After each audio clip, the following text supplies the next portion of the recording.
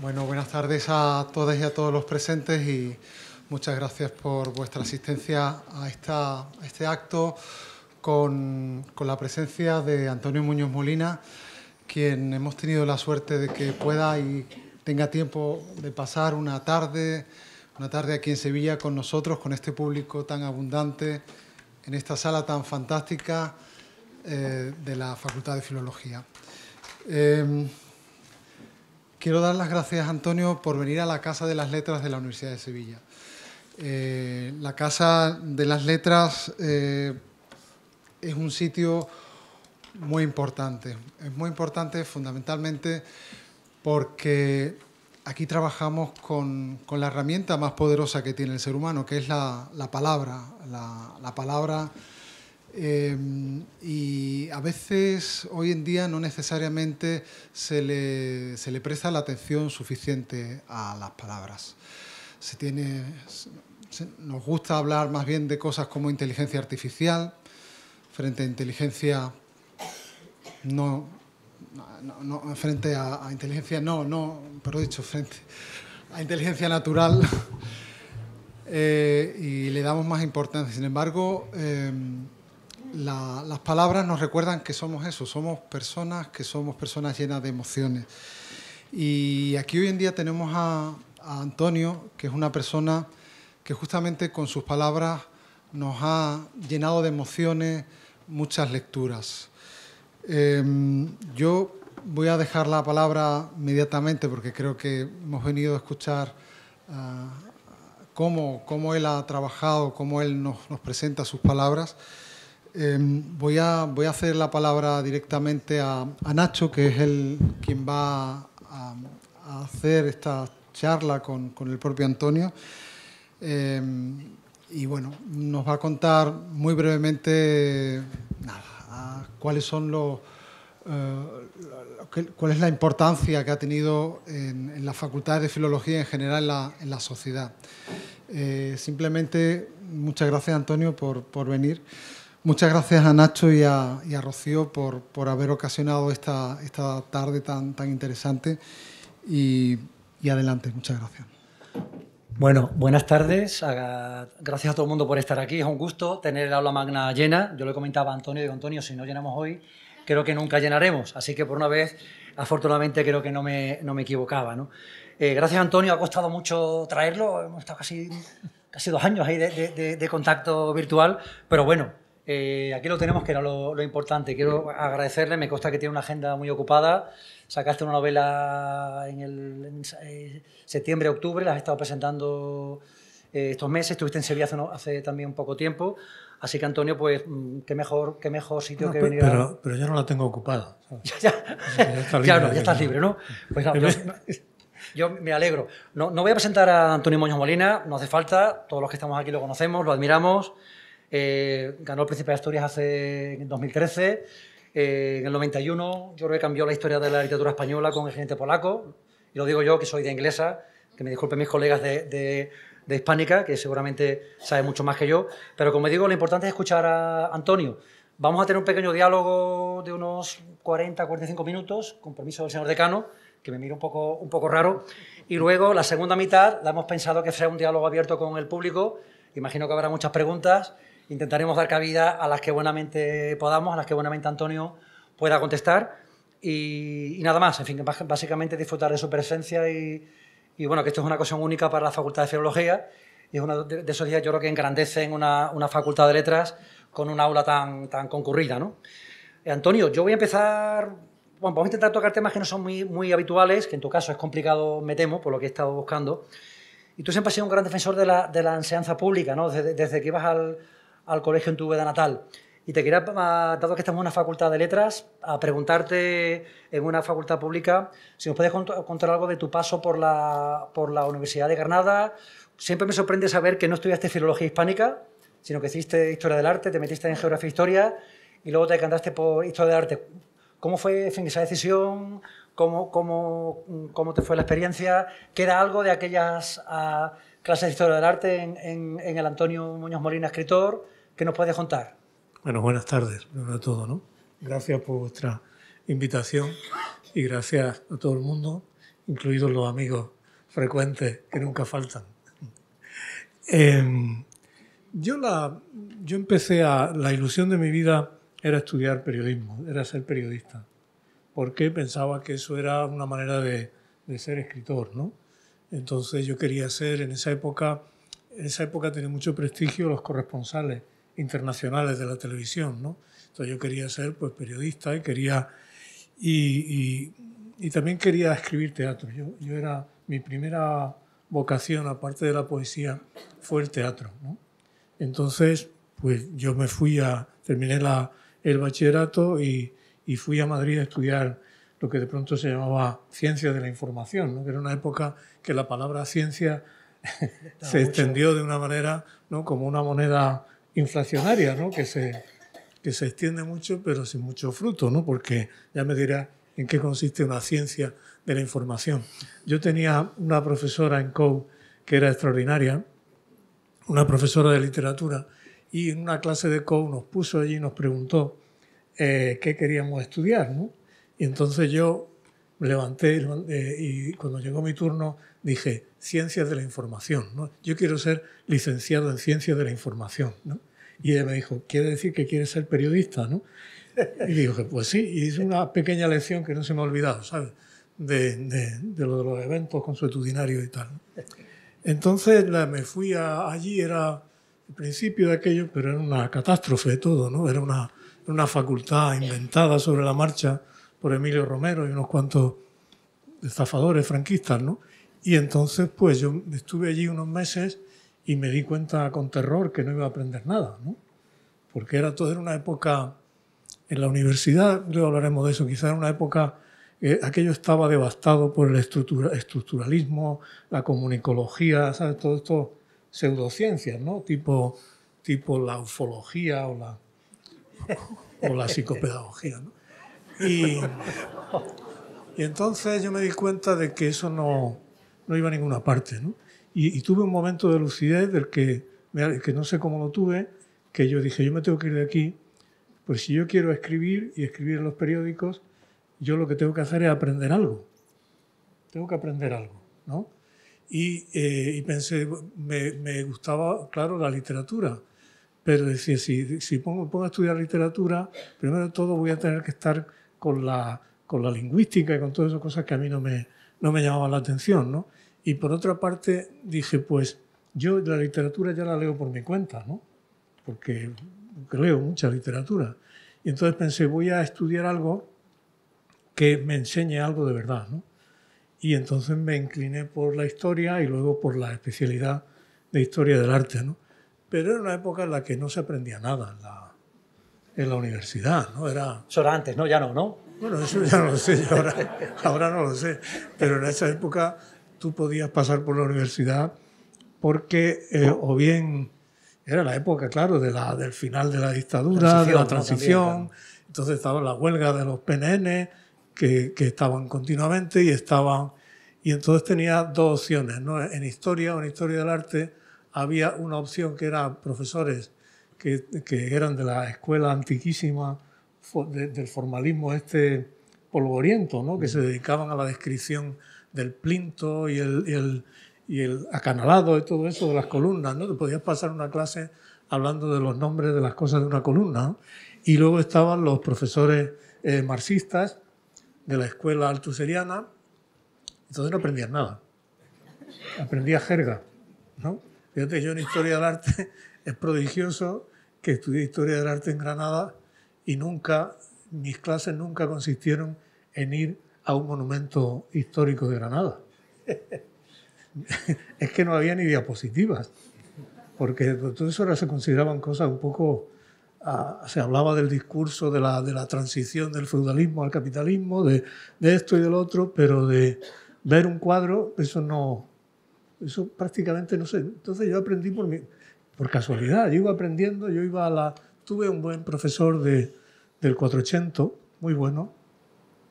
Tuve un cuatrimestre dedicado a estudiar el 480 en Florencia y aprendí mucho.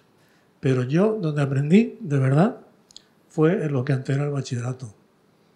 Entre primero de bachillerato y COU, y especialmente en el bachillerato entonces llamado superior. Estuviste en un instituto, ¿verdad? Sí, en el Instituto San Juan de la Cruz de Úbeda.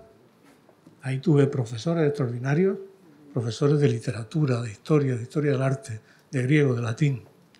Y eso es lo que yo aprendí.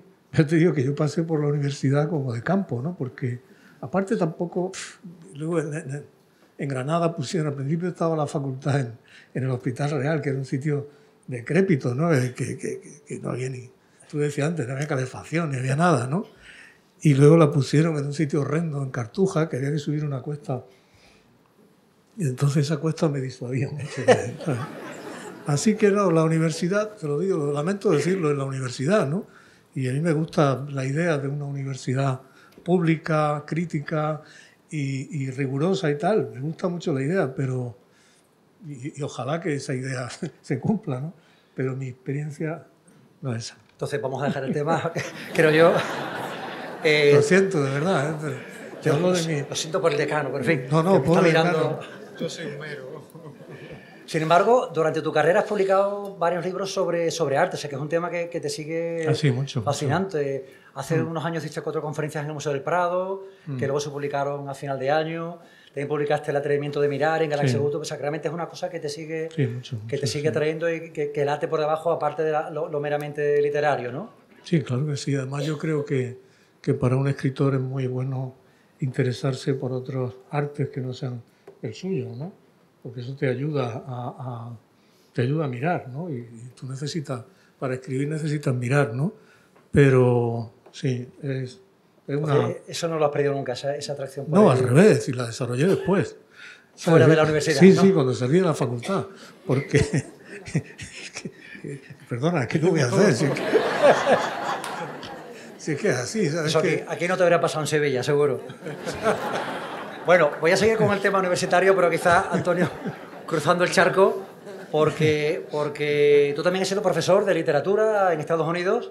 En España es una cosa poco frecuente, yo creo, que un escritor de clases, pero en Estados Unidos, desde la Segunda Guerra Mundial, fue una forma de que muchos escritores realmente tuvieran un sueldo fijo todos los meses, ¿no? Y tú tuviste esa experiencia. Si no me equivoco, empezaste en Virginia primero, que luego aparece un poquito transmutada en tu última novela, ¿no? En No te veré morir, ¿no? Creo que hay un personaje que yo cuando lo leía automáticamente pensaba en ti, en el famoso campus, ¿no? Que diseñó Thomas Jefferson con la rotonda, ¿no? Y donde también enseñó, si no me equivoco, Faulkner, ¿no? Sí, Faulkner y su hija también. Entonces me preguntaba, bueno, ¿cómo fue la experiencia primero de dar clase, de esta clase en Virginia, que estaba en el sur, y luego años más tarde te fuiste al norte, a Nueva York, ¿no? Que realmente es como la capital del imperio, ¿no? Son dos mundos casi antagónicos.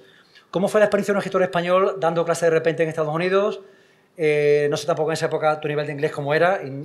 ¿Qué te supuso y cómo da clase profesor de clase de un escritor? ¿Es diferente? ¿Qué herramientas utilizas? Seguro que son diferentes a las que usamos los profesores de literatura que no escribimos. Bueno, para mí fue muy importante, fue una cosa muy importante, porque yo había tenido una vida muy rara, porque yo había sido funcionario municipal hasta el año 88, ¿no? En Granada, ¿verdad? En Granada, sí. Después de mi escasa vida universitaria... Tu paso por las aulas. ¿Sabes? Yo hubiera querido... Tuve la suerte de que la universidad, el departamento de arte, estuviera regido por el favoritismo. Entonces eso me hizo... Si yo hubiera tenido la oportunidad de desarrollar una carrera académica en la historia del arte, probablemente me habría dedicado a eso. Pero ya te digo que tuve la suerte de que no hubiera la mejor posibilidad si no tenía el enchufe adecuado. Entonces eso fue muy útil para mí, el no tener enchufe, porque Entonces fui eso, me hice funcionario municipal, auxiliar administrativo, y de pronto la vida me cambió cuando publiqué El invierno en Lisboa y tuvo mucho éxito, ¿no? Entonces me vi un cambio de vida muy grande, ¿no? En muchos sentidos, en 4 años o así. ¿Dejaste entonces el ayuntamiento después de vivir en Lisboa? Sí, dejé, pedí una excedencia, ¿sabes? Primero de 2 años, primero de 6 meses, luego de 2 años, luego de 10 y luego ya perdí la plaza, ¿no? Entonces irme allí a Virginia para mí fue fue como ir a un balneario, como ir a un retiro monacal, ¿sabes? Porque me aparté de la agitación de mi vida en España, la agitación pública y privada, porque tenía una vida privada una época difícil, de esas épocas de cambio, en fin, una cosa muy complicada, ¿no? Entonces me vi allí, yo llegué a aquel campus y me encontré pues como en una especie de paraíso, ¿no? Porque tenía un apartamento estupendo, tenía aquellos campus, aquellos césped, sí, columnatas, todo aquello. La biblioteca que tiene también. La biblioteca, una biblioteca que estaba abierta desde las 8 de la mañana a las 12 de la noche, ¿sabes? Y luego daba una clase de subgraduados y otra de graduados, ya de especialidad, ¿no? Entonces la clase de subgraduados era muy vital y muy creativa y todo eso, ¿no? ¿Siempre enseñabas literatura creativa o también literatura? No, yo mi técnica siempre ha sido exponer a la gente a leer. O sea, es decir, yo creo que lo que hay que hacer con la literatura es leerla, ¿no? En vez de divagar en torno a ella, ¿no? Entonces yo a la gente le ponía una lista de lecturas. En el caso de los subgraduados era lectura, a lo mejor una semana era un artículo de un periódico, otra semana era otra cosa, porque era gente muy joven y luego los estudiantes graduados que estaban haciendo ya el doctorado, hice un curso de novela española de los años 80. ¿Sabes? Entonces, cada semana había que leer una novela. Muy reciente, ¿no? Porque tú te fuiste para allá en el 90 y poco, sí, ¿no? O sea que... 93.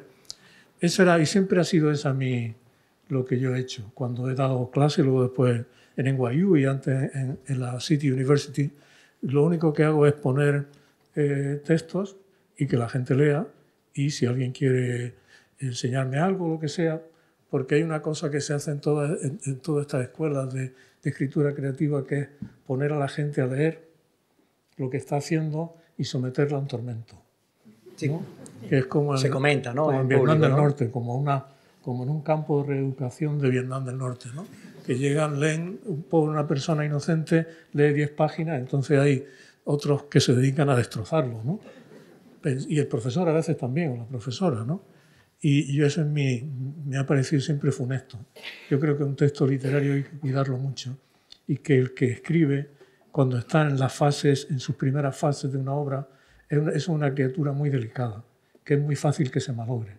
Entonces, poner una muestra de una novela de 10 páginas, por ejemplo, a una crítica de un grupo de gente que además generalmente está llena de prejuicios, ¿sabes? A mí me parece que eso es muy dañino, ¿sabes? Entonces, yo siempre he sido partidario de la indulgencia en el mejor sentido de la palabra. Vamos a ver cada cual a dónde puede llegar, ¿no? A ver qué puede. Y sobre todo eso, vamos a leer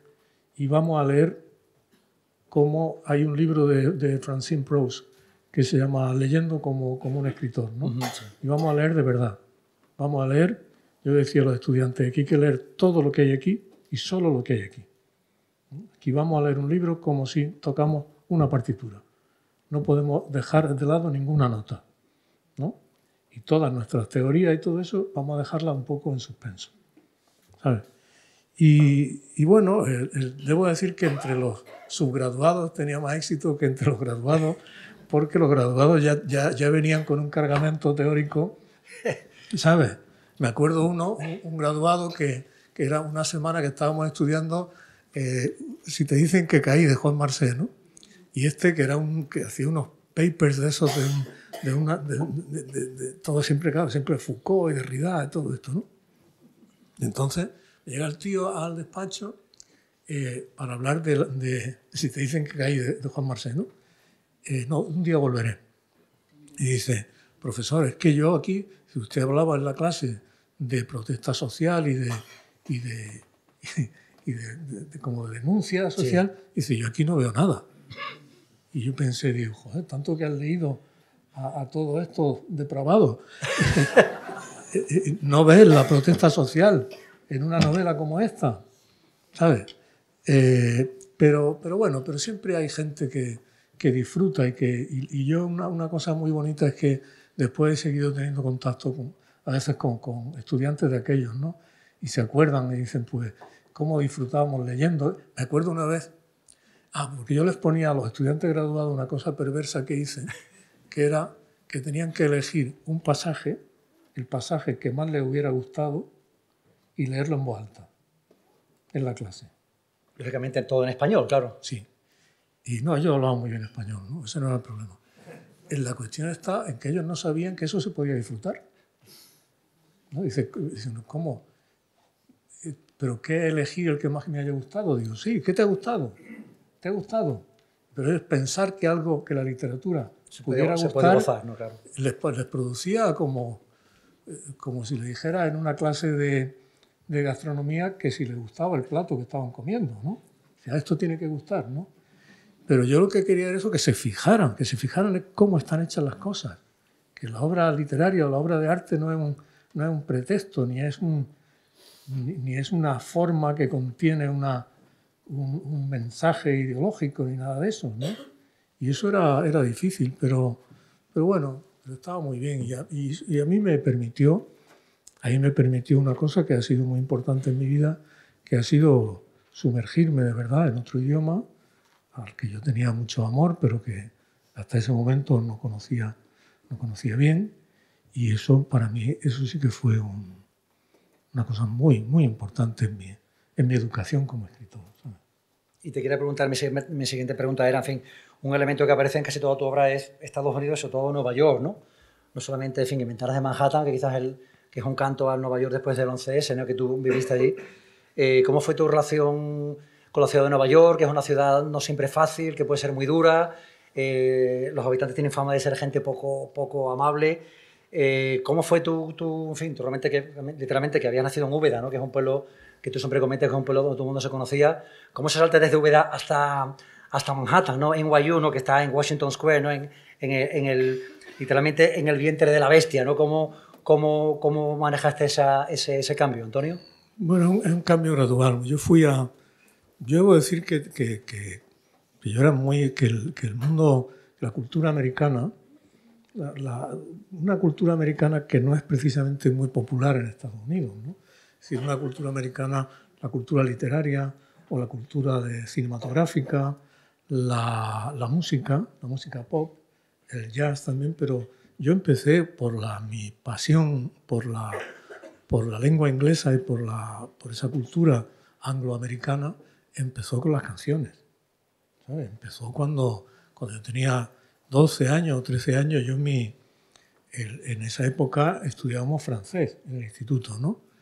Y a mí el francés es una lengua que me gusta muchísimo y que es que me gustan mucho los idiomas, ¿sabes? Aprender idiomas es una cosa que me apasiona, ¿no? Pero el inglés de pronto era como, no tenía nada que ver ni con la escuela, ni con el instituto, ni con nada. Era la lengua de la rebeldía, ¿no? Era la lengua de esa música pop que era una música extraordinaria, ¿no? Un discurso juvenil, ¿no? Bueno, juvenil y en una época en que había artistas como esta mañana hablábamos tú y yo de Leonard Cohen, Bob Dylan. Eran gente de un nivel extraordinario, ¿no?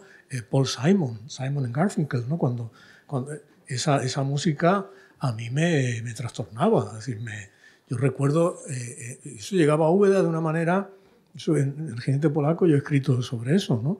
Me acuerdo de estar en Úbeda y había un bar allí que íbamos y que de pronto un amigo mío encontró una canción de Janis Joplin. La primera vez que yo escuché a Janis Joplin, Summertime. Yo no sabía que Summertime era de Gershwin, yo no sabía quién era Gershwin, ni sabía nada. Entonces no sabíamos nada, claro, ¿sabes? Y entonces yo oí esa canción, ¿no? Eso te estremecía, eso te daba... Porque además, como eras novelero y todo esto, pues te llegaban rumores de esa cultura, ¿no? de Estados Unidos y de Inglaterra, ¿no? No ya los Beatles, los Rolling Stones, los Animals, ¿no? Eso era ese fue mi primer, ¿sabes? Mi primer entusiasmo, ¿no? Era un entusiasmo apasionado, ¿no? Entonces, claro, no sabíamos lo que decían las canciones, ¿no? Yo me acuerdo en esa época también había, como ahora, había grandes expresiones ideológicas, ¿no? Y recuerdo en Úbeda estudió magisterio un célebre alcalde eterno que hubo por aquí, por esta comarca, ¿no? Que era, yo lo conocía, y el nombre de un dogmatismo, de las primeras veces que vi lo que es el dogmatismo ideológico al máximo, ¿no? Y un día fue a un piso de un amigo mío allí en Úbeda y estábamos escuchando continuamente a Bob Dylan y a esto, y entonces el tío se nos queda mirando y dice, ¿por qué escucháis música imperialista? Digo, pues no sé, lo que nos gusta, ¿no? Y claro, no sabíamos. Yo me acuerdo cuando llegó el disco de Puente sobre las turbulentas, ¿no? Creo que un disco, una cosa. Entonces un amigo mío y yo mi padre me había regalado un diccionario de inglés y cogíamos con el diccionario de inglés a ver lo que ponía allí, palabra por palabra, no sabíamos nada. Pero esa música te transmitía ¿no?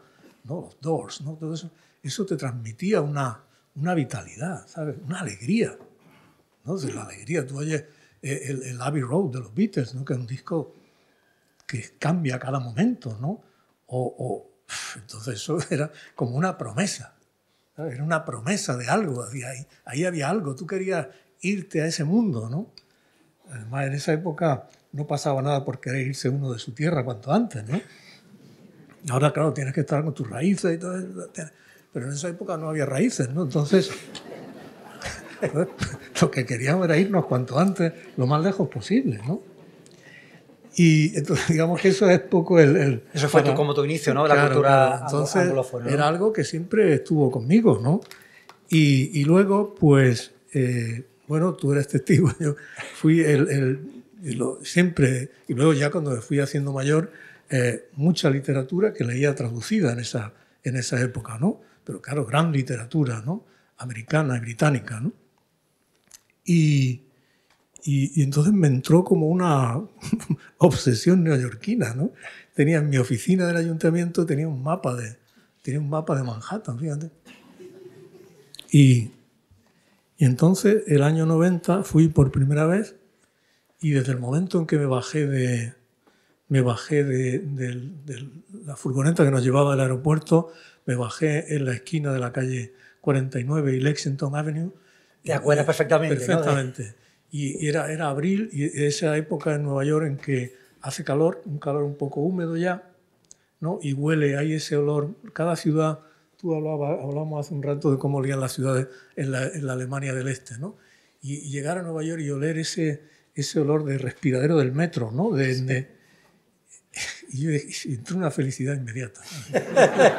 Inmediata, ¿no? Me eché a andar por allí como un energúmeno, ¿sabes? Andando por arriba y para abajo, ¿no? Era incontenible, ¿no? Era como estar en mi casa, ¿sabes? Y bueno, en ese viaje, luego fui a Chicago y ahí nos conocimos, que hace ya unos años. 34 años, ¿no? Bueno, decía no sé quién, si usted supiera lo joven que yo he sido, ¿no? Y entonces al año siguiente hice un viaje así, el año siguiente volví y continuó el enamoramiento, ¿no? Era una cosa, era como un coup de foudre, ¿no? Como un amor a primera vista, ¿no? Y luego fui volviendo poco a poco, y luego, tú has mencionado, en 2001, por primera vez fui a dar clase a Nueva York, ¿no? Eso fue en CUNY, ¿no? En CUNY, sí, 2 años tuviste, ¿no? Sí. Fui, y además, pues, nos tocó la potra del 11 de septiembre, ¿no? Que tampoco estuvo mal para empezar, ¿no? ¿Estabas recién llegado a Nueva York? No, llevaba 10 días allí en Nueva York. Y además íbamos con nuestros hijos mayores, ¿sabes? Y un lunes estábamos haciendo turismo con los chicos y fuimos a las Torres Gemelas, pero ellos estaban empeñados en subir, ¿no? Y fuimos en el metro y tal, y dije, venga ya, hombre, que es muy tarde, ya venimos mañana, ¿no? Vale. Y al día siguiente, es decir, tenemos fotos, es muy curioso, tenemos fotos con nuestros hijos en las Torres Gemelas el 10 de septiembre de 2001. De 2001, sí. Y así fue siguiendo. O sea, luego hubo otro momento que fue cuando me pidieron que fuera al Cervantes de Nueva York, y estuve 2 años. ¿Cómo fue esa experiencia? Agotadora. Y ya me fui quedando, ¿no? Me fui quedando, y empecé a dar clase allí en NYU, y ahí estuve hasta 2016 y luego ya dejamos Nueva York en 2017. Entonces ha sido una parte de mi vida, una parte de... Me dio una educación, yo me di allí una educación, ¿sabes? Una educación, en primer lugar, insisto, en aprender bien un idioma, ¿no? Un idioma siempre está relacionado a una cultura, a una manera de vivir, ¿sabes? Aprender también otra relación distinta a veces con la manera de escribir en prosa en los periódicos. Otra manera también de leer la poesía. Y también una aproximación a la música y al arte, ¿no? Porque allí pues, la oferta es interminable. Claro, yo, entonces para mí el Metropolitan Museum, ¿no? O el MoMA o otros museos pequeños que hay, a mí eso es mi educación. Yo tengo un amigo neoyorquino que me preguntaba, ¿pero tú qué haces aquí de verdad? ¿No? Y yo le decía, me estoy dando una educación. ¿Sabes? La que no tuviste en la facultad de... De verdad, no lo toméis como algo personal. Sí, aprendí más que en la Facultad de Letras de Granada, sí. ¿Y seguís volviendo a Nueva York con cierta regularidad o ahora últimamente vais más por Lisboa, parece, ¿no? ¿Sabes lo que pasa? Que cuando te vas de una ciudad en la que has vivido mucho tiempo, en la que has tenido una vida además muy, muy intensa, ¿sabes? Es decir, y te vas y es un desgarro irse. Te vas porque te tienes que ir, pero tienes que dejar tu casa, ¿no? Y hay un momento en el que le pasa a todo el mundo cuando se muda, ¿no? Pero ves tu casa, la que ha sido tu casa, la ves vacía ya cuando ya han sacado los muebles. Sí, lo comentas también en algún libro, ¿no? Claro, sí. ¿no? Y entonces eso es duro, ¿no? Y yo creo que además, según uno va haciéndose mayor, las despedidas, las idas te estremecen más, ¿no? Y al dejar la casa, los días que nos faltaban por estar allí, estuvimos en un hotel, ¿no? Y de pronto verme en un hotel de nuevo, igual que había estado en un hotel tantos años antes, ¿no? Me dio una congoja. Y ahora pienso en volver, pero no quiero volver. No quiero ser turista. Claro, no quieres ir en esa calidad. En la ciudad que ha sido mía, en la que he tenido una parte de mi vida. No quiero ser turista, ¿no? Sigo teniendo lo que la ciudad y la vida allí me ha dado, que hay cosas que son, como tú dices, una ciudad muy dura y que además está viviendo, como todas las ciudades, esta cosa de un capitalismo ya sin despiadado, ¿no? En el que si no eres millonario no eres nada, ¿no? Entonces eso, pero ahí está, ¿no? Me ha educado, me educó mucho. Perfecto, si te parece, lamentablemente el tiempo vuela, nos quedaríamos aquí escuchándote toda la tarde. Vamos a hablar un poco de literatura, Antonio. Sobre todo, bueno, habíamos hecho un pequeño pacto de quizás hablar más del mundo anglófono. También quizás, en diferencia al decano, si hay algo de alemán, pues también, para que no se vaya a enfadar conmigo. Cuéntanos... Yo al decano tengo que ganármelo ahora. Después claro, que es el que nos paga. Después de todo esto. Cuéntanos un poco, Antonio, empezaste a tomar literatura, has comentado que empezó con Julio Verne, ¿no? Cuando tenías 12 años, ¿no? Mark Twain, Alejandro Dumas. ¿Qué autores realmente marcaron? Yo estaba pensando, por ejemplo, pensaba antes en William Faulkner, ¿no? Que es un autor norteamericano que ha tenido una influencia tremenda, sobre todo en el mundo de habla hispana, tanto en España y Latinoamérica, ¿no? En Francia también fue muy leído, es decir, en Francia fue el primer país en el que se lee. Sartre lo reivindicó mucho, creo, sí, ¿no? Jean-Paul Sartre reivindicó a Faulkner, ¿no? Sí. ¿Qué es lo que tiene Faulkner? Quizá eso no es una buena recomendación, ¿no? Que te recomiende Sartre, pero pero al poco tiempo le dieron el Nobel. ¿Qué es lo que tiene Faulkner que fascina tanto Es un escritor peculiar. Para mí... Porque es difícil, ¿no? Es un autor... Sí. Yo pensaba antes que me decías, primero los leí en español. Yo pensaba, leer a Faulkner en inglés es una verdadera tortura, ¿no? Con todo lo que... Hay veces, pero es complicado. Faulkner era un escritor que vivía muy aislado, ¿sabes? Y sureño, ¿no? Sí. Y tú, el sur, nosotros, el sur de Estados Unidos, lo vemos como algo literario. pero el sur de Estados Unidos es un horror. No es nada literario. Claro, sobre todo si eres de raza negra, claro. Es pobreza, es atraso, es racismo, te digo, atraso económico muy grande, ¿no? Y él, claro, para mí lo que tiene Faulkner es la capacidad de crear un mundo completo. Su famoso condado de John Napata, ¿no? Es una cosa que él tomó de Balzac, ¿no? Es decir, cada historia, cada novela forma parte de un gran tapiz, forma parte de una novela. Entonces tú ves este personaje de esta novela que es protagonista, sale como secundario en esta. Entonces el lector que se sumerge en ese mundo, el lector toma ya una actitud activa, porque el lector reconoce a los personajes. Claro, que eso luego lo retomó García Márquez con Los Buendía, claramente. Sí, lo que pasa es que él lo hizo solo en esa novela, ¿no? El caso de Faulkner es a través de toda su obra. Onetti lo tomó de Faulkner eso, ¿no? Entonces, eso es muy poderoso, ¿no? Es decir, tú creas un mundo cerrado que es... Él decía una expresión, mi territorio que tiene el tamaño de un sello de correo. Porque él tenía ese espacio, ¿no? Y un escritor a veces encuentra ese espacio. Tienes que rotular un espacio, tienes que delimitarlo, ¿no? Y claro, eso es muy, muy atractivo. Y luego había una cosa que yo me he dado cuenta después, que era la clave de la narrativa de las novelas y los cuentos de Faulkner es la relación entre el presente, su presente y el pasado, ¿no? Es decir, Faulkner nació en 1897, 30 años después del final de la Guerra Civil Americana, y nació en una familia sudista, ¿no? Una familia que había sido de militares y todo eso, ¿no? Sí. Entonces, a él la historia de la Guerra Civil le llegó filtrada por los relatos de su familia y por los relatos de los negros, de los criados negros de su casa, con los que él tenía mucha relación, ¿no? Entonces, en Faulkner es fundamental el modo en que ese pasado está en el presente, ¿no? El modo en que esas tensiones del pasado están en el presente. Que fíjate que es algo que dura todavía en Estados Unidos, ¿no? Entonces, a mí ese ejemplo me sirvió porque yo una cosa sobre la que sentía que era importante para mí escribir era sobre la Guerra Civil Española, el mundo de la Guerra Civil y la posguerra, porque eran historias que yo escuchaba en mi casa, ¿no?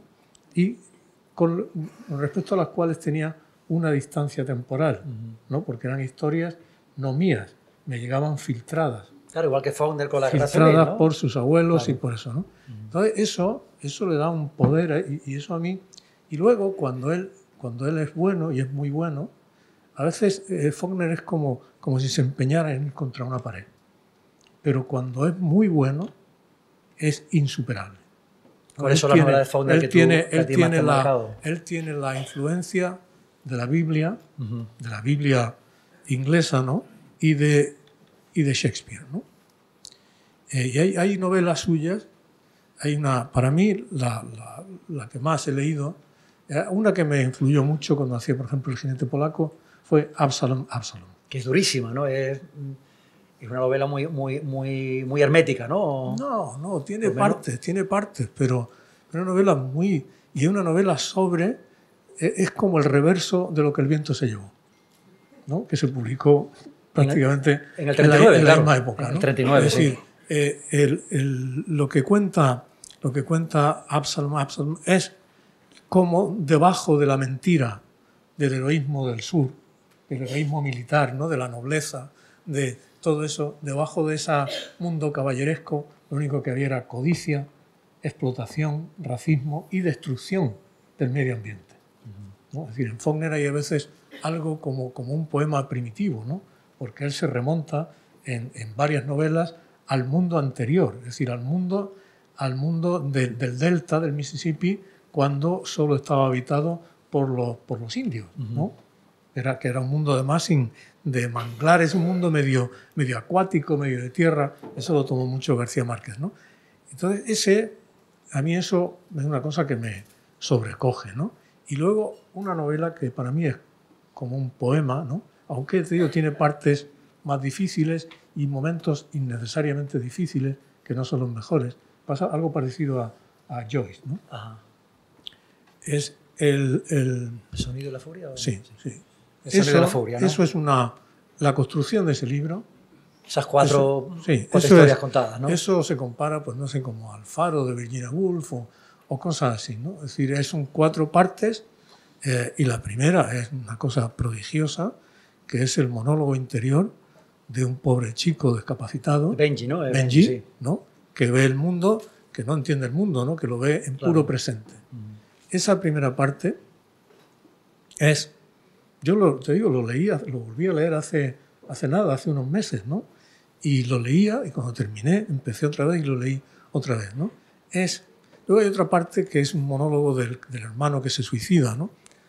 Pero que ya te digo, innecesariamente hace difícil, ¿no?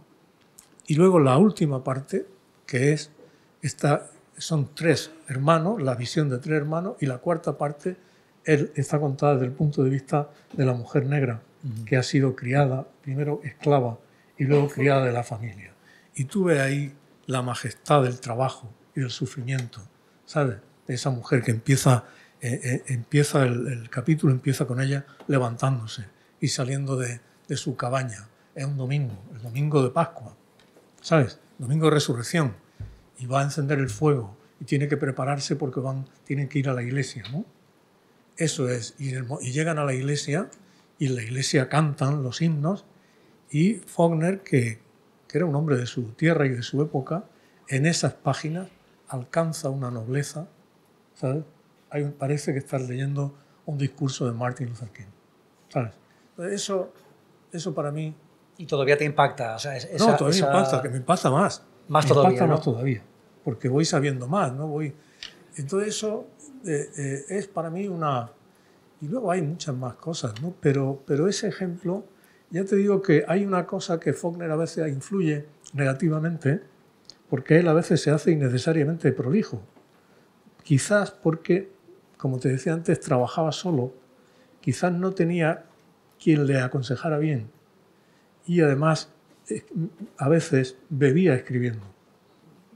La obra de Faulkner sufre una decaída enorme por el alcohol, ¿sabes?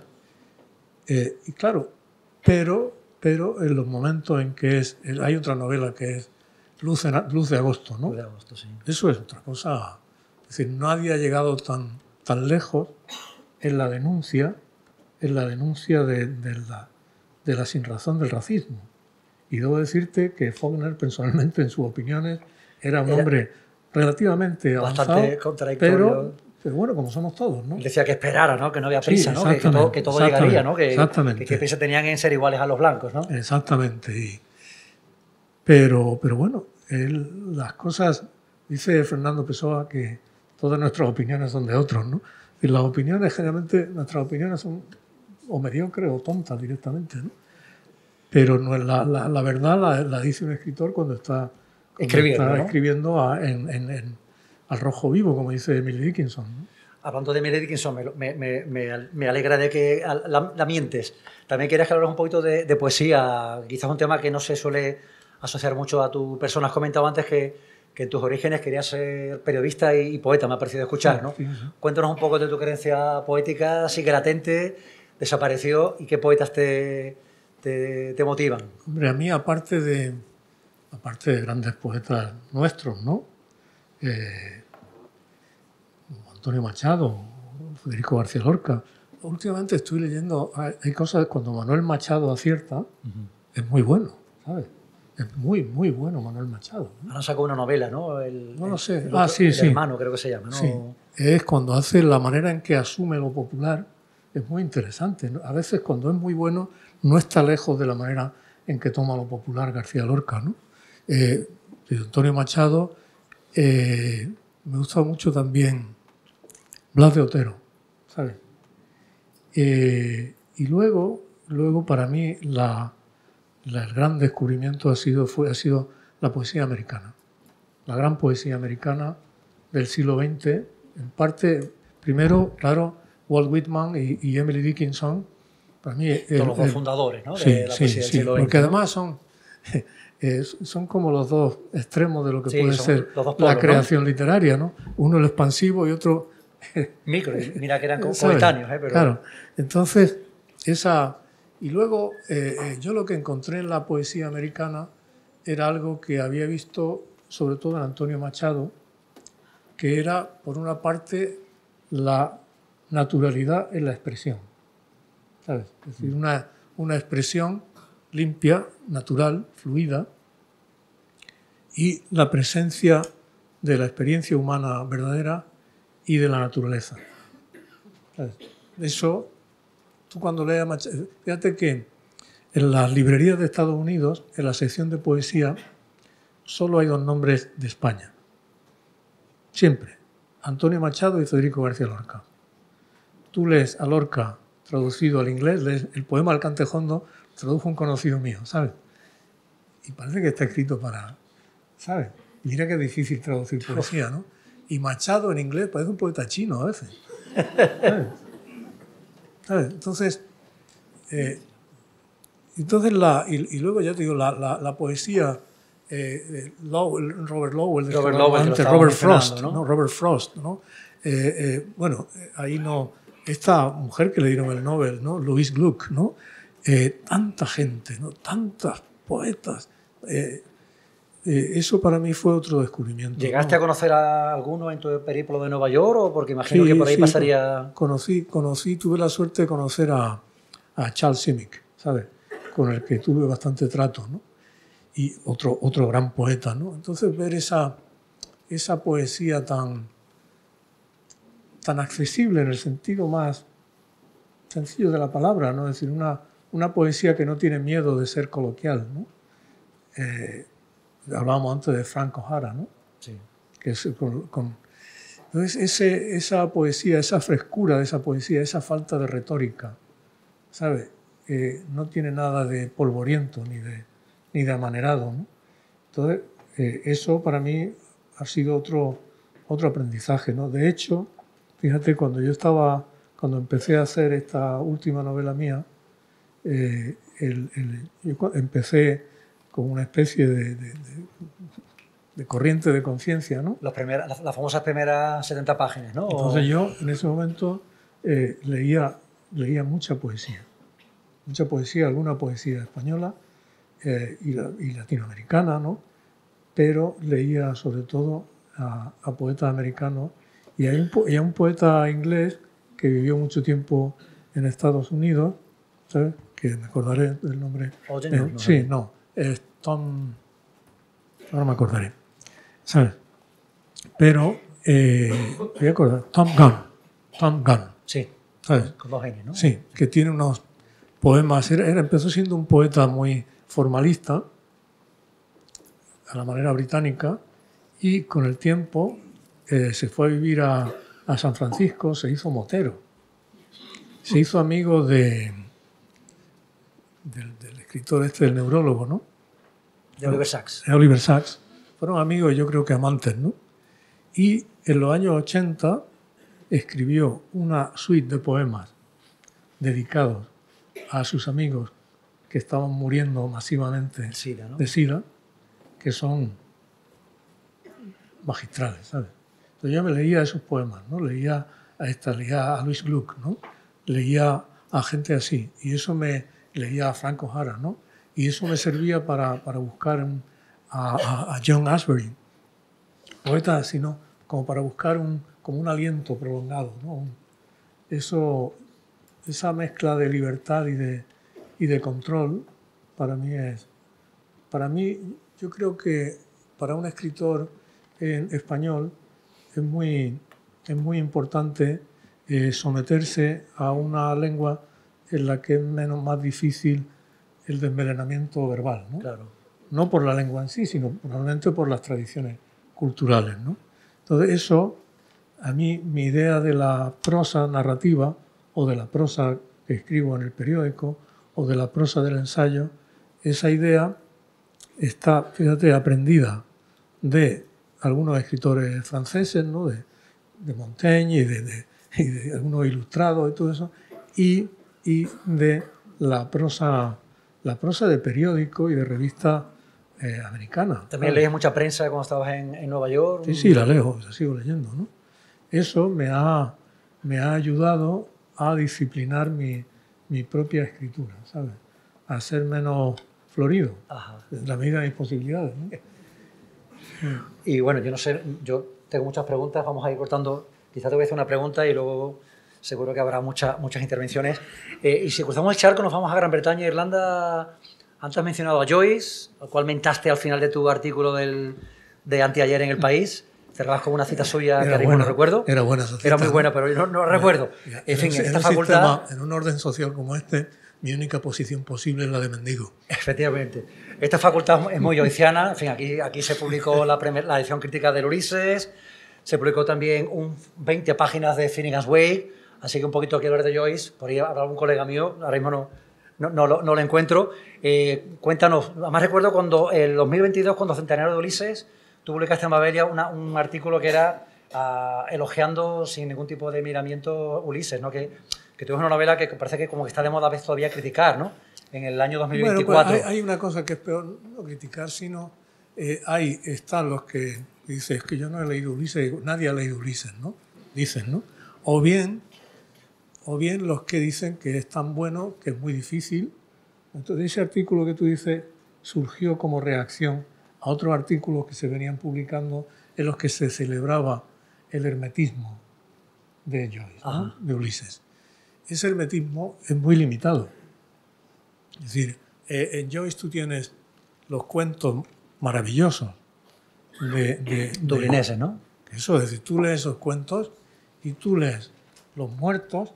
Sí, yo lo enseño en clases aquí. Tú lees Los Muertos y dices, esto lo escribió un muchacho de 25 años.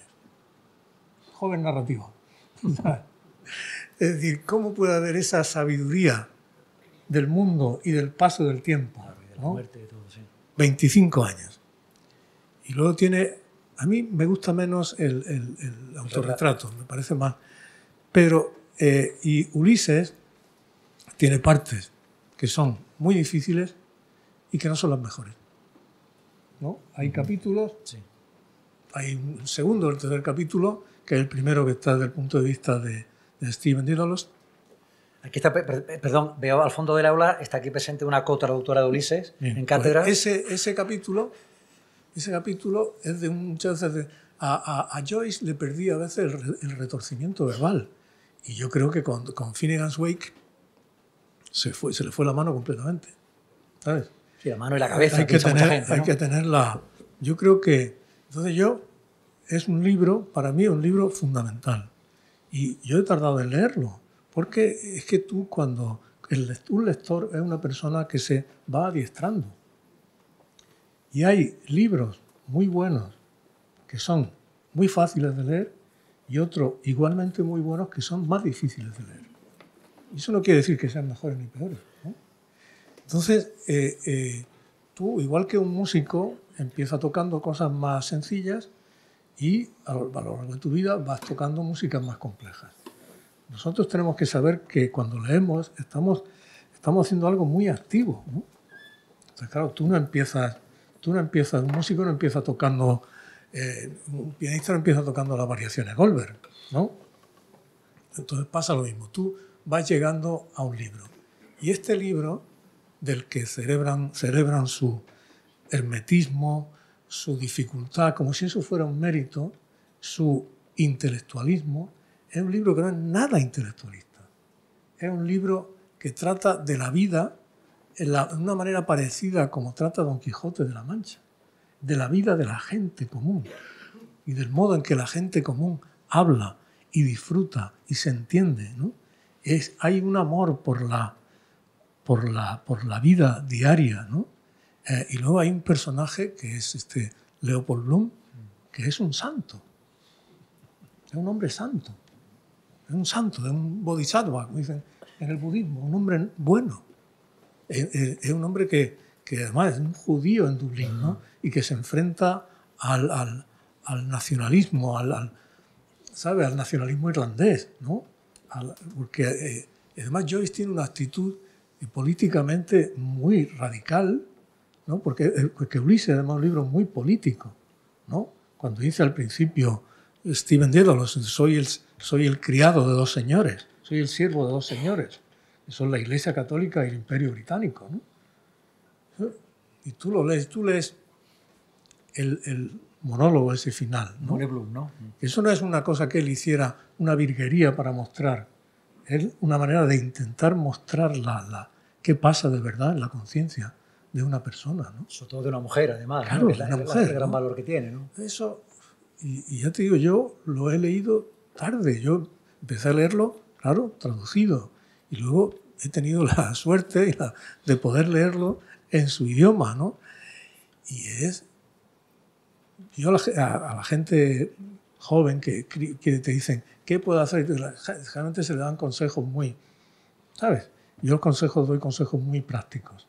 Aprende bien otro idioma que no es el tuyo, por ejemplo, ¿no? Entonces, esa novela y esos cuentos para mí son... Y además para mí Joyce es un héroe en muchas cosas, ¿no? Una vez mi hija estaba de Erasmus en Trieste, ¿no? Y entonces fui a Trieste con mi mujer. Yo decía, claro. Y entonces yo le decía a mi hija, mándame cosas de... Y entonces llegamos a un sitio y me dice, papá, te voy a llevar a un restaurante que está en una casa en la que vivió Joyce, ¿no? Y fuimos a un restaurante y había una placa, en esta casa vivió James Joyce. Y te fijabas y vivió unas semanas. Es que todo Trieste está lleno de placas. Se mudaba mucho, porque ¿no? el pobre hombre estaba mudándose. No tenía dinero, ¿no? Era... ¿Sabes? Y claro, en Trieste fue donde se cuajó de verdad Ulises, ¿no? Entonces, esos escritores, ¿sabes? Para mí es como si me pones a hablar de Alfaro, de Virginia Woolf, son escritores que amo, que los amo cada vez más, además. Si me hablas de Flaubert, ¿no? Para mí son mi pasión. Son parte de tu vida, ¿no? Es mi vida. Es que los leo y los releo y los vuelvo a leer. Y cada vez que los leo disfruto más, ¿no? Por suerte, ¿no? Bueno, yo tengo más preguntas. Vamos a dejarlo aquí porque tenemos el aula literalmente a reventar. Gracias. Bueno, perdón. Sí, no, simplemente quería aprovechar para hacerte una pregunta acerca de tu última novela. Esas son 73 páginas magistrales donde no hay un solo punto, comas, separaciones. Bueno, creo que resume mucho lo último que te he escuchado acerca de lo que significa escribir, ¿no? Sin embargo, hay una cosa muy puntual que tenía mucha curiosidad y no sé si puedes contarnos algo, es acerca del personaje principal, de Gabriel Aristu. No por qué Gabriel, sino por qué Aristu. En esta ciudad Aristu tiene un nombre ya lo sé, sí. Muy importante, ¿no? Pues mira, pues es una casualidad, porque yo conocía a la familia, a unos miembros de la familia Aristu, porque se pusieron en contacto conmigo para que este hombre había dejado un libro antes de morir y me dijeron que si podía hacer un prólogo, ¿no? Entonces yo leí el libro y me encantó y hice el prólogo. Entonces que se me quedó el apellido. Y tú sabes que los nombres de los personajes, pues tú vas teniendo ahí como nombres y cosas, ¿no? Y entonces dice, pues tienes que sonarte bien, ¿no? Y por eso le puse eso. Hombre excepcional, desde luego. Sí, yo lo único que sé de él son sus libros que me parecen extraordinarios, ¿sabes? Es decir, y además muy a contracorriente. Sí. Señor decano, sí. Pues entonces vamos a abrir un turno de preguntas. Vamos a pasar el micrófono y seamos, si puede ser, generosos con el tiempo para que pueda preguntar el mayor número de gente posible, por favor. ¿Empezamos por aquí? Hola, Antonio. Hola, Manolo. ¿Qué pasa? Hombre, como galdosianos de pro que somos, cuando has hablado de la novela continua de Faulkner, ¿no? Todos sus spin-off y tal, pues yo creo que sí, a la altura de Balzac o de Dickens, pues están las novelas contemporáneas de Don Benito y sus múltiples y pululantes personajes también, ¿no? Siempre se me ha venido eso a la cabeza. Y ahora la pregunta es la misma que haría Lorencito Quesada para su revista Singladura a un cantante, a un actor o a una folclórica. ¿Cuál es tu próximo proyecto? Gracias. Empezamos por la segunda parte. Ninguno. Me gusta no tener ningún proyecto durante un tiempo, ¿no? Es decir, no tengo... Y lleva razón, es decir, no he mencionado a Galdós porque estábamos centrándonos en este mundo anglosajón, ¿no? Pero es así. Es decir, eso es algo que a mí me parece de una generosidad, ¿no? Tú estás leyendo una novela contemporánea de Galdós, ¿no? Y sale de pronto un personaje y lo reconoces cuando ya lo has leído antes, ¿no? Y porque ese personaje ha estado en esa novela y en otra, y a veces ha pasado como de puntillas, ¿no? Eso Galdós lo tomó claro de Balzac, ¿no? Yo creo que la relación entre Balzac y Galdós es una cosa que habría que... Digo porque ahora estoy leyendo mucho a Balzac. En mi afán por estar al día, ¿sabes? Pues estoy leyendo a Balzac, ¿no? Y es así, es decir, porque tú creas, en vez de crear un libro y otro libro, tú vas creando capítulos de un mundo orgánico, ¿no? Y en ese mundo el lector se integra de una manera incomparable, ¿no? Porque tú reconoces, dices, este lo reconoce antes incluso de que salga, ¿no? Y luego Galdós tiene una cosa de la que hay un ensayo de Mario Vargas Llosa que le perdona la vida a Galdós como es lo propio, ¿no? Y que entonces que dice que el gran fracaso de Galdós fue no crear una voz narrativa, ¿no? Una voz narrativa que no fuera omnisciente ni nada de eso. Y lo que hace, si algo caracteriza a Galdós, es la creación constante de voces narrativas distintas. Es un escritor experimental que a veces crea hasta un personaje que empieza diciendo no existo, ¿no? Entonces, él crea en las novelas contemporáneas, crea un narrador que yo no lo he visto en ninguna parte, que es un narrador en tercera persona, que parece en tercera persona y que a veces habla en primera persona. Habla de los personajes como si los conociera. Los conoce a todos. Al final de la trilogía prodigiosa del Doctor Centeno, ¿no? Tormento y la de Bringas, al final casi aparece más. Dice, yo estaba allí con ellos, no sé qué. Casi lo vemos, ¿no? Entonces, claro, lo que el lector a veces no se da cuenta es que esa voz que habla no es la voz del autor, es la voz de un narrador imaginario. Es como cuando al principio de Madame Bovary habla alguien y dice, yo conocí a Charles Bovary. Dice, ¿este quién es? ¿Este yo quién es? ¿Flaubert quién es? ¿No?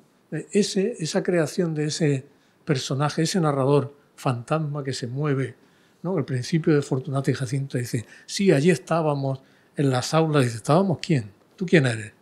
¿No? ¿Tú quién eres que estás hablando aquí? Eso es de un talento, ¿sabes?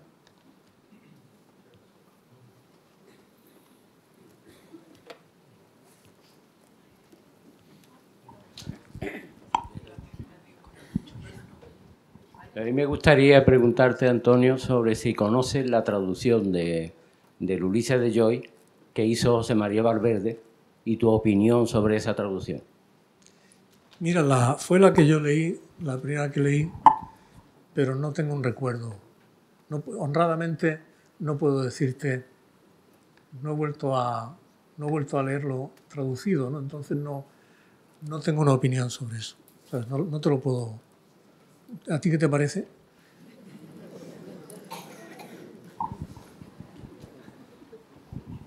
A mí me parece superada por las últimas traducciones. Me parece bastante superada, ¿no? Pero de todas formas muy digna, o sea, y fue la primera ocasión que tuvimos de conocer al Ulises de Joyce. Bueno, había habido esa tradición, una traducción en Arca, en Argentina. Ah, ¿en Arca? Sí, había antes... Yo esa no la conocía. Esa no la leí yo. Ya te digo, yo leí la de Valverde y en su momento a mí me gustó, pero claro, no... A mí me pareció digna. No tengo... Es que es muy desigual el libro porque hay muchas partes que se pueden traducir estupendamente y lo más difícil de traducir no es necesariamente lo mejor. Muchas veces lo más difícil de traducir son esos juegos de palabras que a él le gustaban tanto y que tampoco tienen tanta gracia, ¿no? Es decir, ¿sabes? Ya. Esos retruécanos que a Joyce le gustaban mucho. Pero realmente es algo que yo... Otra cosa es que una novela empapada de referencias locales. Porque claro, es una novela que quiere contar cómo es un día por alguien que lo está viviendo allí. Claro. Entonces, ese alguien está utilizando una cantidad enorme de información, que es la información que tenemos todos sobre nuestra realidad cotidiana, ¿no? No la está filtrando. Es como si yo hago una novela de Sevilla con todas las referencias concretas, diarias de la vida en Sevilla. Fuera de Sevilla, y no te digo, en otro idioma eso no se va a entender, Claro. ¿sabes? Pero muchas de esas dificultades se resuelven con una buena edición crítica, con una buena edición anotada, ¿no? Y luego hay una cosa prodigiosa, que es eso que se llama The Joyce Project, que es una página en la que está todo el texto anotado, ¿no? Con referencias, con conexiones, que es un sitio para perderse y no salir, ¿no? Y lo que me parece genial, que tú ya lo has señalado, el dublinese, esa colección de cuentos, sobre todo los muertos, eso me parece una obra maestra. O sea, Sí, estoy de acuerdo contigo. Y más, es decir, que hay los cuentos, lo que pasa es que los muertos están buenos, ¿sabes? Y luego después lo llevó al cine John Huston. Muy bien, por cierto. Muy bien llevado. Sí. Sí, claro.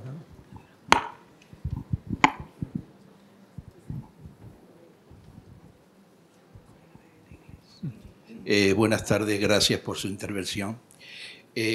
Yo cuando leo Ulises, yo hice mi tesis doctoral sobre la novela, sobre la obra, lo que noto es cómo cambian los episodios, depende de donde Joyce los escribió. Los episodios, por ejemplo, que escribió en Trieste, son mucho más sensuales, más coloridos, más plásticos, y los que escribió en Zúrich son como más técnicos, más geométricos, y el monólogo de Molly, lógicamente, lo tenía que escribir en París, que es la parte más picante de la novela. Mi pregunta es la siguiente. Yo también escribo, pero mi estilo cambia también conforme en el sitio donde yo esté. Hay como un espíritu del lugar que lógicamente nos influencia en nuestro comportamiento, pero también estilísticamente. Y mi pregunta concreta es, ¿usted lo ha notado, usted que cambia de residencia, que ha estado en Nueva York, que ha estado en Granada, que ha estado en Lisboa? ¿Nota usted que hay una diferencia estilística, una diferencia de percepción de la realidad? ¿Depende del lugar donde usted se encuentre? Sí, muy probablemente. Eso también depende de las personas, ¿no? Yo soy muy permeable a lo que tengo, al sitio en el que estoy. Y me ha pasado a veces que varias veces me pasaba en Lisboa, ¿no? Que iba con un proyecto y llegaba allí y se me imponía, es decir, era incapaz de escribir como si no estuviera allí. ¿Sabes? Eso me ha pasado varias veces, ¿no? Es así, es decir, yo no puedo, es verdad, no. Yo a veces, por ejemplo, mientras escribía una época concreta, que estaba escribiendo una novela que es La noche de dos tiempos, una época en la que iba de mi escritorio en Madrid al de Nueva York y era como si estuviera, como si no hubiera salido, ¿no? Estaba la pared, la mesa, el ordenador y yo, ¿no? Pero generalmente me influye mucho. Si yo no puedo ir a un sitio sin que ese sitio me influya, ¿no? Me inspire, podemos decir, ¿no? Absolutamente. No me había fijado en eso que dice usted de la diferencia de tono de los capítulos, ¿no? Pero hay un libro muy bueno se llama Los años de Bloom, ¿no? Sobre los años que pasó Joyce en Ulises y su amistad con Ítalo Svevo y por eso la conexión con el mundo judío de Svevo, ¿no? Es la creación de Leopold Bloom. ¿Más preguntas? Allí arriba hay una.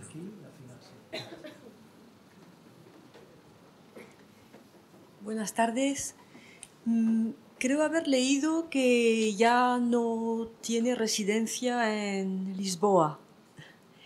Y mi pregunta es, ¿tiene ganas de afincarse en otra ciudad aparte de Madrid como lo ha hecho en los últimos, no sé, 20 años, me parece, ¿no? Ahora, así, pues una parte... Es que esa casa que tenía en Lisboa para mí era... Porque era el apartamento, era exactamente el apartamento que tenía en Nueva York, ¿no? Entonces, cuando mi mujer y yo dejamos Nueva York, pensamos que no queríamos estar solo en Madrid, ¿no? Entonces fuimos a Lisboa y buscamos un apartamento en Lisboa y pusimos allí nuestros muebles, nuestros cuadros, y nuestra música y nuestros libros. Y entonces cuando lo pusimos empezamos a ver que veíamos un puente desde la ventana y que teníamos cerca un río, y de ahí nació otra novela mía que es Tus pasos en la escalera, ¿no? Que nació de eso que hablábamos antes, de ese empaparte de un sitio, ¿no? Y ahora, claro, pues ahora ese mismo apartamento va a ir a Valencia. Aquí. Porque está cerca, tiene tren, no está devorada por los turistas y tiene una red de carril bici muy buena que te lleva directamente al mar. Porque queda lejos. Otra de mis patrias espirituales, ¿no?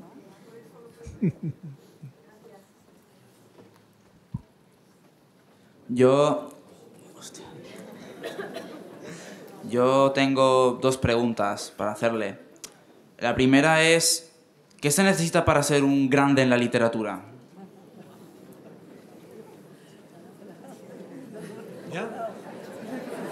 La segunda es, si crees que el panorama literario español actualmente está en decadencia o si está desgastado. Preguntas muy difíciles, ¿eh? Yo no sé lo que hace falta para ser grande. Yo he visto gente, me gusta leer las vidas de escritores y de artistas que admiro, ¿no? Y siempre veo pues como una perseverancia, ¿no? Hay una cosa que dice Joyce, dice lo más importante que hay que saber sobre un libro es a qué profundidad en el alma de su autor se ha originado, ¿no? Entonces, yo creo que uno tiene que tener la suerte de encontrar un lugar, un espacio mental, un espacio entre físico y espiritual, desde el cual mira el mundo, ¿no? Tú tienes, Faulkner, por ejemplo, ¿no? ¿De dónde mira el mundo?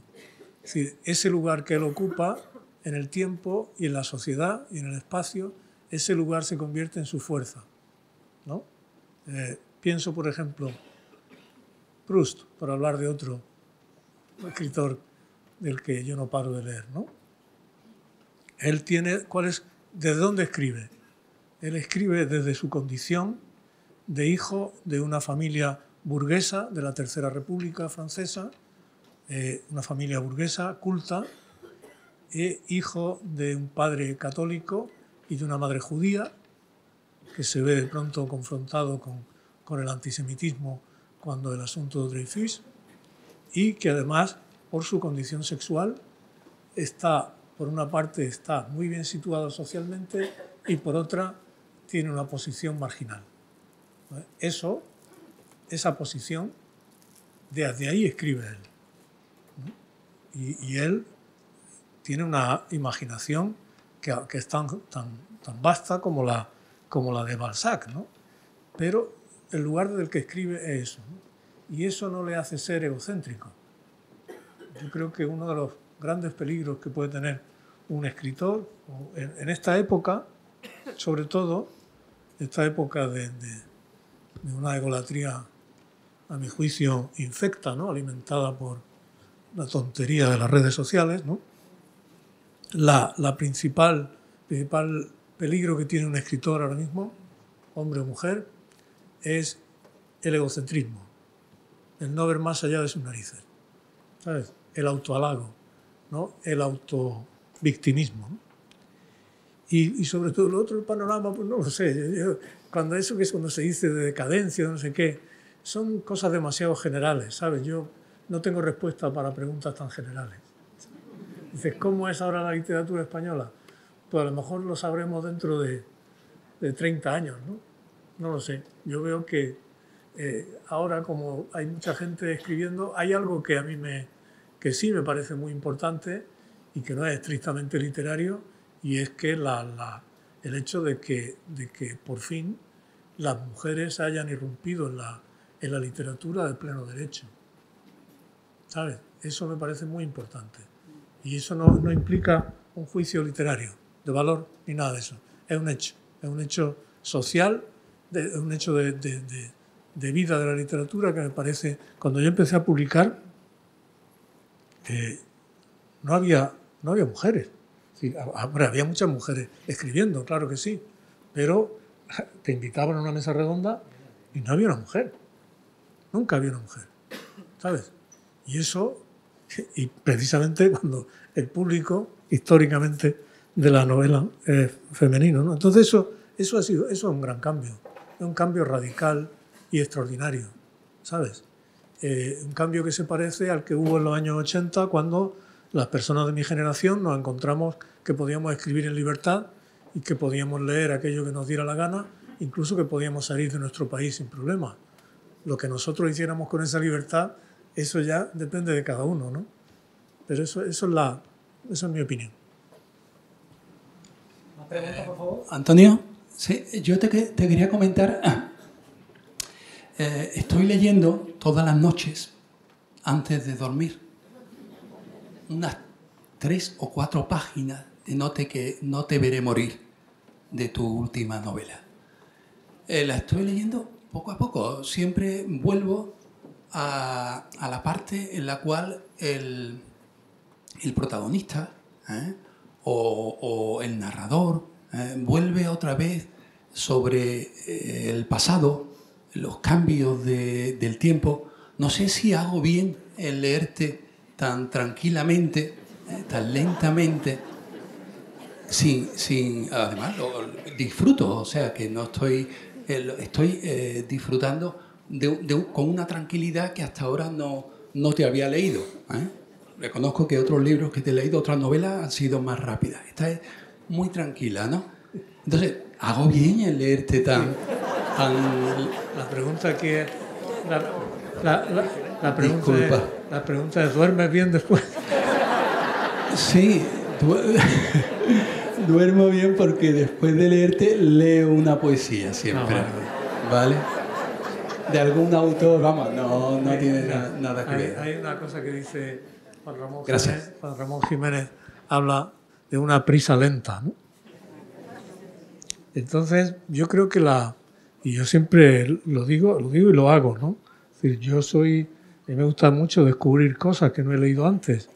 Y cuando las descubro, lo que hago, si me gusta un libro, lo que hago siempre es que lo leo 2 veces seguidas. Siempre. Si me gusta, si no me gusta, y a veces un libro, a lo mejor un ensayo, una cosa así, pero un libro que me parece valioso, un libro de literatura, lo leo 2 veces seguidas. Termino y empiezo y lo leo 2 veces. Y luego ya lo vuelvo a leer al cabo del tiempo, ¿no? Eso es... y cuando releo hago lo mismo, ¿sabes? Y además llevo una racha... Aquí un amigo que me decía en un mensaje hace algún tiempo que estaba como desengañado de la ficción, ¿sabes? Y yo me da pena eso porque... De verdad, no sé cómo convencerte, ¿sabes? Pero el hecho de saber cómo están hechas las cosas, ¿no? Es decir, porque tú para saber cómo está hecho un libro tienes que volver a leerlo. Tienes que darte cuenta, porque muchas veces los libros... tuve muchos grandes libros, ¿no? El ejemplo más, para mí, un ejemplo claro, es el ejemplo de En busca del tiempo perdido. Tú empiezas a leerlo, esto, lo otro, tal. Cuando vuelves, al principio, ves que todo eso que se está diciendo al principio, que tú lo lees de una manera así como accidental, todo eso son motivos que se van a ir desarrollando a lo largo de toda la novela. Y que además solo los puedes comprender, solo te das cuenta en la segunda lectura.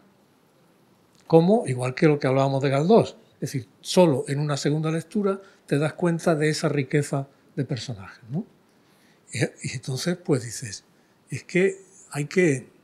Y muchas veces leemos de una manera muy, muy distraída, ¿no? Pero hay que leer, igual que hay que escribir. Es decir, yo vuelvo a la prisa lenta, ¿no? Yo escribo deprisa y corrijo muy despacio, ¿sabes?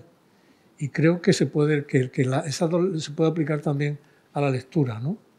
Y disfruta. Yo muchos libros de estos de los que estamos hablando, mira, en Los muertos, por ejemplo, ¿no? Hay una frase que yo la citaba hace poco en un artículo, ¿no? El que habla, el protagonista, Conroy, habla ve a su mujer. Su mujer está en la escalera. Es un momento fundamental. Ella está escuchando una música y él la mira desde abajo, y siente todo el amor que tiene por ella, ¿no? Precisamente en ese momento que él siente tanto amor, ella está pensando en otra cosa. Pero eso solo lo podemos saber si la releemos. Y él dice, momentos de su vida juntos, ¿no?, estallaban en su conciencia como estrellas, ¿no? Es decir, de su vida secreta juntos. Momentos de su vida, en inglés más bonito todavía, momentos de su vida secreta juntos estallaban en su memoria como estrellas, ¿no? Tú ves ahí cómo está resumido el secreto del amor, ¿no? No te dice qué momentos eran. Y además, tristemente, ella está escuchando una música que le recuerda otro amor. Claro, eso es como la música. ¿Cuántas veces oímos la música que nos gusta, ¿no? Y no nos cansamos de ella? Hombre, si no nos gusta, pues no la volvemos a oír. Pero es así, ¿no? Es una cosa... No nos damos cuenta de verdad de lo misterioso y lo poderoso que es el acto de la lectura, ¿no? Por eso dices que lo lees despacio y dices, muy bien. Y rápido, si lo quieres leer, decir, como... Te digo, eres un intérprete, tú tienes la partitura. Entonces tú dices, esta tarde voy a tocar esta partita de Bach, ¿no? Ya quisiera yo hacer eso, ¿no? Entonces tú dices, tocas 15 minutos, y ya sigue. No, tengo un amigo que es compositor que dice eso, que él todos los días se pone una cantata de Bach por la mañana, ¿sabes? Y había Pau Casals, todas las mañanas tocaba una suite de Bach, una suite para cello, ¿no? Por la mañana se levantaba y tocaba su suite. No sé cuántas veces la habría tocado, ¿no? Sí, ya terminamos. Sí. Hola, buenas, don Antonio. Yo ahora mismo tendría muchas preguntas, pero no me puedo ir de aquí sin preguntarle lo siguiente. ¿Tiene usted algún motivo que le empujara a escribir, ya sea catarsis o tal vez fue rotando, o algo que le empuje a poner por escrito sus pensamientos? Y la segunda pregunta es si tras esa dilatada trayectoria literaria se ha llegado a arrepentir de algo que haya escrito. Gracias. Yo no soy partidario de esas explicaciones que se dan, ¿no? De escribo porque no sé qué o por no sé cuánto. Yo escribo porque me gusta mucho, que es mi vida, ¿no? Igual y también porque es mi oficio, ¿no? O sea, hay una parte de mi trabajo que es de invención libre, y hay otra parte que es de oficio. Yo tengo que ganarme la vida, tengo que escribir artículos y cosas así, ¿no? Y es un trabajo que hago. Como tú ves que los músicos tocan todos los días, ¿no? Pues tú tienes que tocar todos los días. Es lo que haces para, ¿no? Entonces, eso no le doy demasiada vuelta. Eso es mi vida, y unas veces lo que escribo está pensado para publicarse, o otras veces es una cosa íntima, otras veces como un juego para mí, pero es mi vida. Eso forma parte de mi vida. No tengo por qué escribir todos los días, ni tengo por qué estar escribiendo un libro, ¿no? Pero el reflejo de contar lo que veo o lo que se me ocurre, ¿no? O lo que oigo, pues es una cosa que me... Y lo otro, si me he arrepentido, sí, a veces te arrepientes, claro que te arrepientes. Te arrepientes de no haber corregido algo lo suficiente, incluso te puedes arrepentir. Uno tiene relaciones a veces muy conflictivas con su propio trabajo, ¿no? Y igual te puede arrepentir de un libro, ¿no? Y pensar en él y verlo y decir, madre mía, ¿por qué cometí este error? ¿Por qué aquí? ¿Por qué añadí este capítulo? ¿Por qué puse este adjetivo que no hacía aquí? Eso cuando vuelve algo así, ¿no? Entonces te da pena no haber tenido el rigor necesario, o no haber tenido quien te aconsejara bien, ¿sabes? No haber tenido un editor o una editora que te recomendara, que te hiciera recomendaciones, ¿no? O una persona cercana. Aquí hay un amigo mío que leyó un libro mío y entonces yo el libro lo había corregido muchas veces y me dice, ¿has visto cuántas veces usas la palabra muladar? Digo, no había fijado. Entonces volví y empecé a cazar muladares como si fueran... Estaba todo lleno de muladares, ¿sabes? Es una palabra bonita, pero... ¿sabes? Y consejos así de ese tipo, ¿no? Que te dan, en mi caso mi mujer sobre todo, la que primero me hace esas lecturas, ¿no?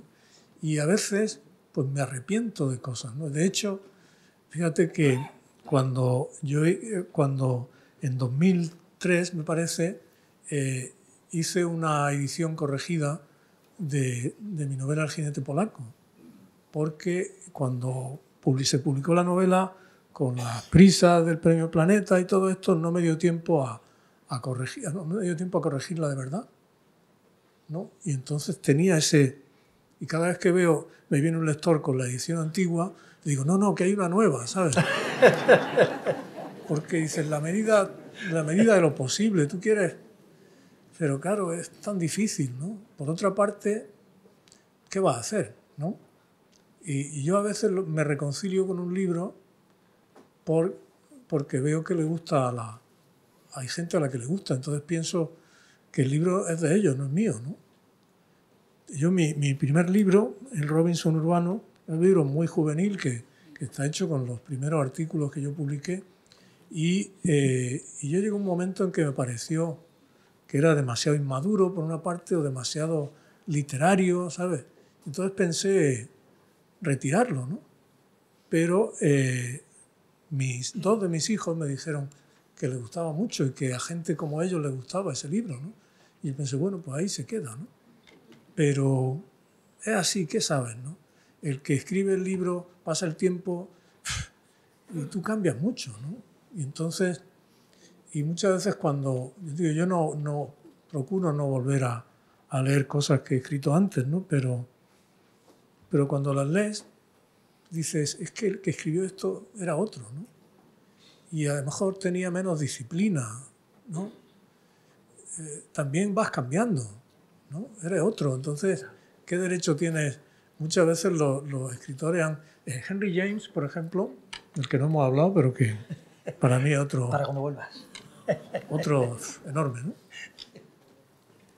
Henry James corrigió mucho, hizo una edición de sus novelas completas y corrigió mucho, ¿no? Y les puso unos prólogos incomprensibles a cada una, ¿no?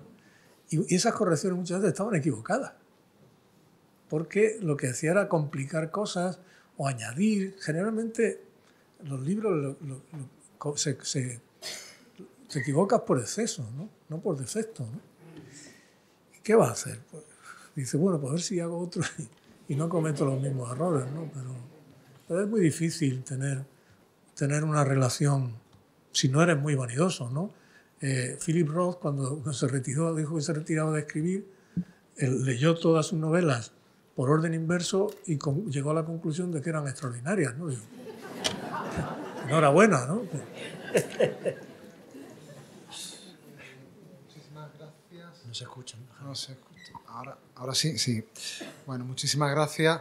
Creo que vamos a llegar al final de este encuentro con Antonio. Gracias, por supuesto, a Antonio. No todos los días tenemos la posibilidad de tener aquí a un premio Príncipe de Asturias, un premio nacional de narrativa, a un académico, tantas cosas juntas de una sola vez. Gracias a Nacho también por haber guiado esta conversación y gracias a ustedes por su presencia aquí, por las preguntas que han formulado y que Antonio ha podido contarnos, ha podido responder. Y no hemos hablado de Thomas Mann. Es que eso me lo estoy quedando yo todavía. Thomas Mann lo tengo aquí pendiente. Como quizás saben, el acto se ha grabado, lo van a tener a disposición muy próximamente en la página web de la facultad, así que si quieren volver a escuchar, como ha dicho Antonio, releer y releer, pues si lo quieren reescuchar, lo van a tener a su disposición. Creo que Antonio ahora va a estar aquí. No va a estar aquí. Creo que lo que ahora toca es salir de aquí porque nos van a echar a las 9 de la noche de la Facultad de Filología. Muchísimas gracias, Antonio.